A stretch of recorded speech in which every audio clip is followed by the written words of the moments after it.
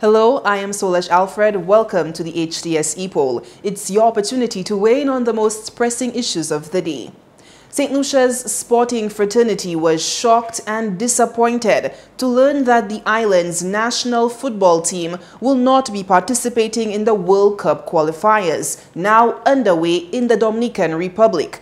The news sparked protests outside the Football Association's headquarters and prompted a statement from the Prime Minister's office. The National Football Association has also sought to clear the air on the matter, providing its explanation for the disappointing turn of events. So, we asked, should more have been done to have St. Lucia's national football team participate in the World Cup qualifiers? We tallied the numbers on our voting platforms, and here is how you voted. 68% said yes, 21% said no, and 11% did not know. We also took to the streets to get your opinion, and here's what you had to say. I feel that's really depriving the young men of the sports that they really look forward for. And I feel there is a lack of consultation, and that needs to stop in the country, because they need to consult with people before they make decisions, and the decision was supposed to be on the team. So I think that's really poor of the administration, as being one of the only country that's not taking part. So that it's not fair for the players. Well, I feel them fellas holding the whole thing back, man. There's too much shit them fellas doing with them young fellas, and they say the fellas are working, so they're taking the opportunity from them. Well, quite honestly, St. Lucia, with the kind of talents that we've been producing in football, that should never be the case. And I'll guarantee you, it is through corruption that the country is impregnate with, hence the reason why such matters are surfing up. And they always blame the youths. They always say the youths this, the youths that. But where are the guidance that are there for them? Huh?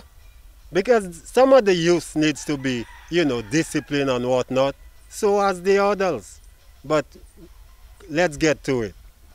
If we seriously have the benefit of the youths at heart, those elected officials will move away or voted out and let fresh blood lead the youth through the way. Because right now, St. Lucia needs visionary leadership. Well, I was very disappointed in SLFA. And what they did to the young guys, the amount of crime they have in St. Lucia, and the guys have potential, talent, a lot of ambition when it comes to football, and all that happening right now, the COVID and everything, that wasn't an excuse. If that's an excuse you're trying to bring up right now, that was an excuse for not participating in the football, and they should have given the guys a chance. Well, to be honest, that's really sad, because that was a good opportunity for the guys to express themselves, to represent our country. Look at the crime. They always blame young people for these things, and that was a good opportunity for them to express themselves. So I don't see the excuse and why the guys couldn't go out to express themselves. Well, I certainly disapprove, the way they handle the situation. I feel there should be consultations before they make that kind of decision, because the youth needs sport. They need to engage in activities that will generate the motivation, motivate them, So anytime you made a train from participating in that sport, I give them a minus for that. Minus. That is just showing the disrespectful, or I would say, the value of sports. We don't really know the value of sport. That is one thing I would say, one of the reasons why.